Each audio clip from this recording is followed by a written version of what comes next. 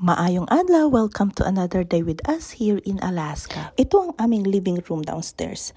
Malaki ang area na to at kailangan ko ngang linisin at i-rearrange it. Napaka-overwhelming nga ang kalat dito, kaya ang parati kong sinasabi, mag-focus tayo sa isang side lang. Ito ang aking work table na tingnan nyo naman, naging tambakan na lang. Hindi na rin naman kasi nagagamit kasi naging tambakan nga. So ayan, tinanggal namin siya and dinonate ko na yung table na yon sa thrift store.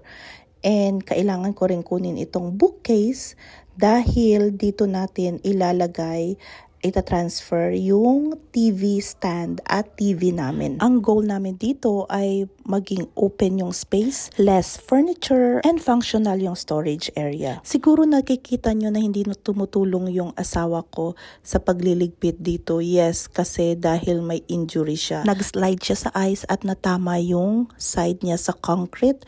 And actually, 2 araw na siyang hindi nakakatulog ng maayos and nagpa-x-ray naman na buti at walang broken bone, nagka-bruise lang at pasa. Malalaki na rin naman na ang mga bata at nakakatulong na rin. Finally, na-set up na namin ang side na ito. Abangan nyo ang great reveal ng aming family room makeover.